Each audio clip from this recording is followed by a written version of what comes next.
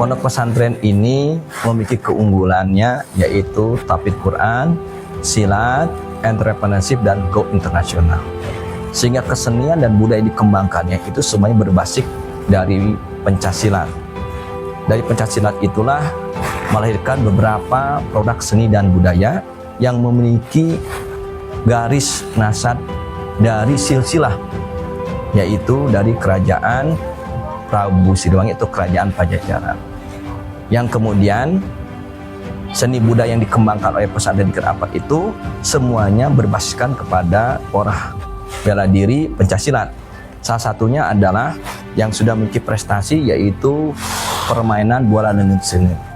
Bola dengan seni itu berasal dari jurus pencaksilat yang disebut dengan Nyonyo Osene, di mana harimau memainkan atau mempermainkan api ya dengan tangannya.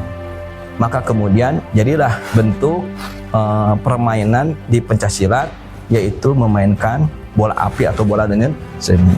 Lalu ini kemudian menjadi ranahnya bukan pencaksilat lagi, tapi sudah menjadi ranahnya olahraga tradisional.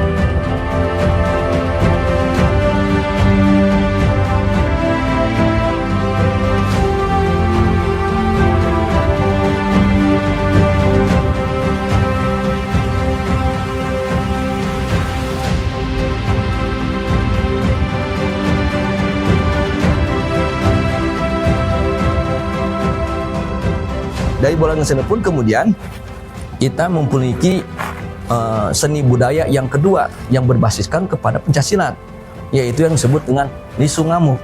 Karena Lisung Ngamuk itu adalah permainan yang dulu di zaman Pajajaran ada dua tokoh penting, Ki Tupang dan Nyi Centrik di abad 13-14, yang kemudian tokoh budaya ini, tokoh masyarakat di zaman Kerajaan Pajajaran ini menggunakan lisung untuk memberantas pengacau atau rampok yang ada di kampung-kampung di zaman dulu, zaman Kerajaan Pajajaran. Caranya bagaimana? Caranya adalah tokoh masyarakat ini dengan doa-doanya dalam legendanya itu menaiki lisung, lalu lisungnya terbang, lalu kemudian memberantas memukul para perampok. Dari situ kemudian dijadikanlah olahraga tradisi seni budaya yang dikenal dengan ngagotong lisung atau disebut Lisung Ngamuk.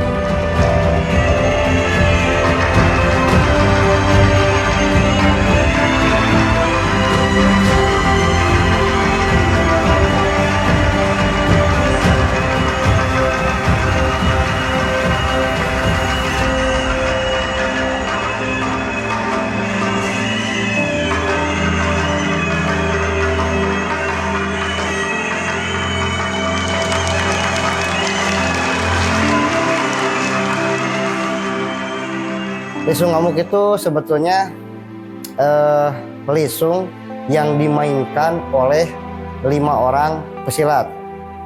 Terdiri dari 4 orang jawara yang menggotong lisungnya dan 1 orang pawang lisung atau kisunda, di mana tugas mereka beda-beda.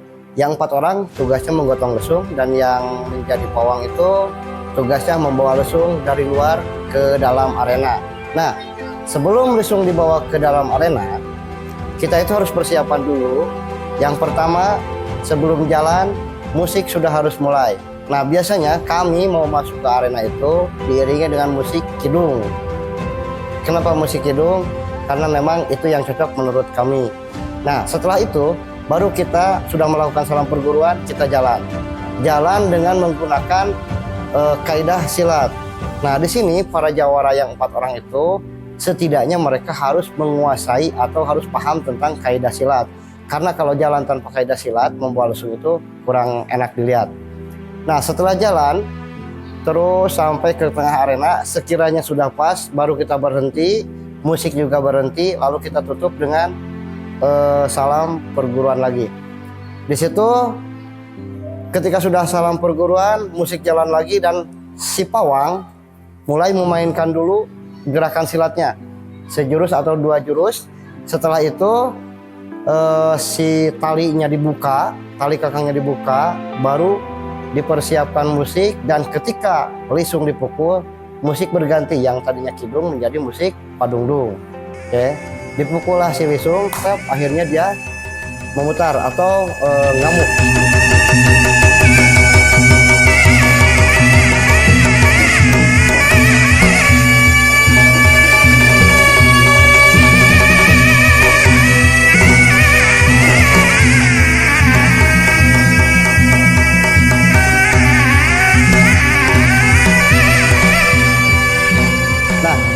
Kalau ada pertanyaan kenapa Ki musiknya harus padungdung, karena sejatinya lisung ngamuk itu makin kerasnya musik atau makin ketukannya makin cepat, makin rame si lisung makin ngamuk. Oke, jadi makin kencang musiknya, makin rame, lisungnya makin ngamuk. Nah, terus sampai sempat ada pertanyaan seperti ini, Ki Icut, itu lisung kenapa sih bisa ngamuk? Apakah di lisung itu ada setannya atau ada jinnya? Ana jelaskan secara logika. Mohon maaf, sebenarnya kenapa itu lisung bisa ngamuk? Oke, sekarang kita bahas terkait 4 orang jawara yang menggotong lisung. Kalian pasti lihat yang menggotong lisung itu ada 4 orang, di depan 2, di belakang 2. Nah, logikanya kalau yang di depan melangkah ke depan, sementara yang di belakang mundur, yang terjadi apa? Yang terjadi saling tarik-menarik. Yang 2 pengen ke depan, yang 2 pengen ke belakang. Akhirnya tarik-menarik. Belum lagi yang tengah misalkan, yang depan misalkan geser ke kiri, yang belakang geser ke kanan. Akhirnya dia muncullah guncangan. Nah, di situ ada gravitasi antara keempat jawara tersebut. Akhirnya karena tidak mau saling mengalah, akhirnya saling tarik-menarik dan terjadilah gravitasi. Nah, itu yang menyebabkan lisung ngamuk. Bukan karena ada jin, karena ada setan. Jadi sekali lagi saya tegaskan, lisung ngamuk itu bukan karena jin, bukan karena setan, tapi karena gravitasi ataupun tenaga si 4 jawara tersebut. Sampurna. Salam perguruan. Assalamualaikum. Nah, itu yang menjadi salah satu 2 ikon seni budaya yang lahir dari Pondok Pesantren Jikat Alpat melalui keunggulannya pencaksilat. Dan kemudian juga seni budaya yang ketiga itu ada disebut dengan adu lisung. Dari peristiwa Nyecentik Ketupang tadi, maka muncullah seni budaya lisung yang diadu. Lisung diadu itu gambaran daripada melawan kejahatan. Dan ini pun menjadi warga seni tradisi yang lahir dari Pondok Pesantren Jikat Alpat. Lalu kemudian oleh pemerintah dinilai sangat luar biasa, sehingga kemudian Boles dan Lisung ini dijadikanlah, ditetapkan oleh pemerintah Provinsi Jawa Barat menjadi warisan budaya tak benda Provinsi Jawa Barat. Ditetapkan main bola ngensene dan ngagotong lisung. Dan tahun ini main bola ngensene dan ngagotong lisung ini oleh Provinsi Jawa Barat akan dinaikkan ke tingkat nasional, yang semoga bisa ditetapkan menjadi warisan budaya tak benda Indonesia atau WBTBI. Sampai hari ini diakui oleh Provinsi Jawa Barat sebagai warisan budaya tingkat Provinsi Jawa Barat.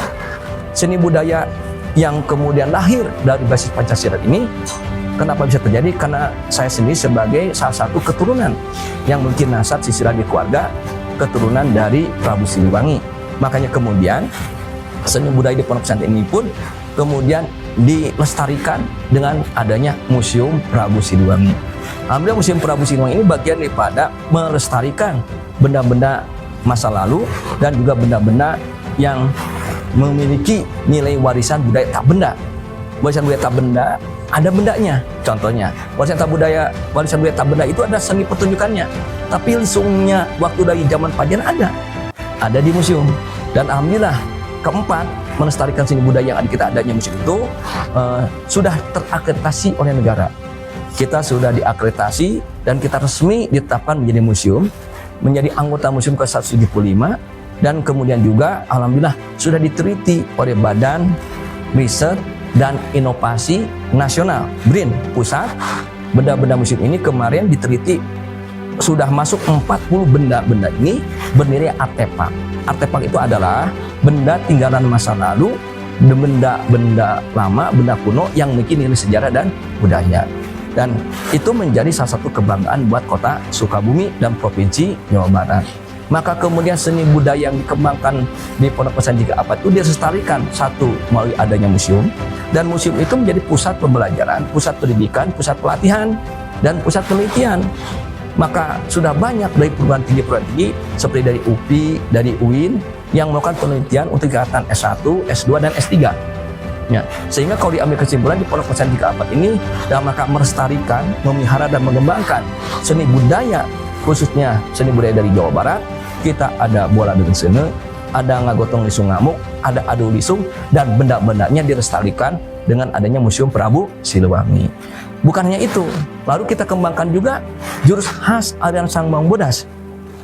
Nah, pencaksilat ini ada di bawah IPSI Kota Sukabumi dan di Provinsi IPSI Jawa Barat, dan tentu IPSI di tingkat nasional. Maka di Pondok Pesantren Tiga Abad dalam rangka mengembangkan pencaksilat sebagai warisan budaya tak benda dunia, karena pencaksilat merupakan bagian daripada warisan budaya, ya, bukan hanya sebatas olahraga bela diri. Nah, maka pencaksilat itu masuk ke dalam ranah seni dan budaya juga, bahkan masuk ke ranah produk wisata. Maka alhamdulillah kita mengembangkan jurus-jurus khas. Jurus khas apa saja yang kemudian dikembangkan dan menjadi aliran pencaksilat sebagai warisan budaya tak benda dunia. Ya, karena pencaksilat secara keseluruhan ditetapkan oleh dunia. Maka jurus-jurus Pancasila di aliran Sang Bodas yang merupakan warisan budaya tak benda dunia sebagai bagian daripada Pancasila yang dikembangkan, dijaga, dipelihara sebagai tinggalan dari masa lalu. Salah satunya adalah jurus Maung Kebet, kedua jurus Golok Kalapetok, ketiga jurus Pancakinanti, keempat jurus kuda-kuda yang namanya engkang-engkang.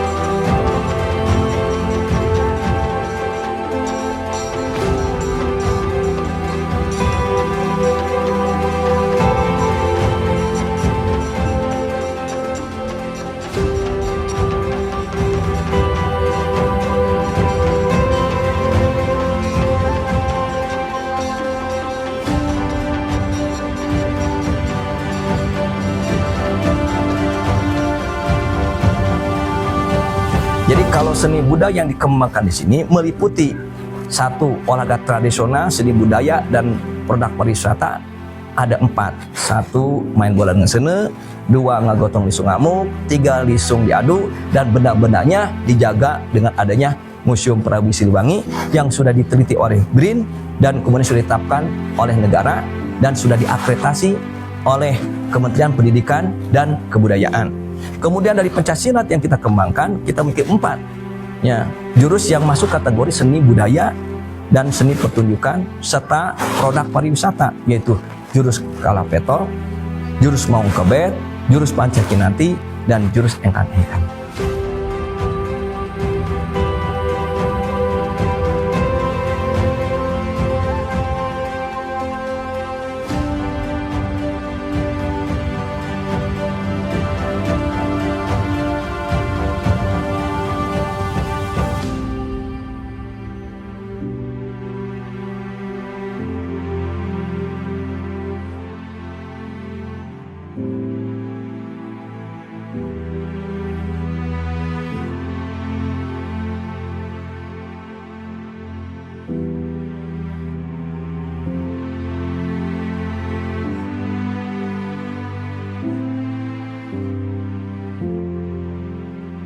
Maung Bodas.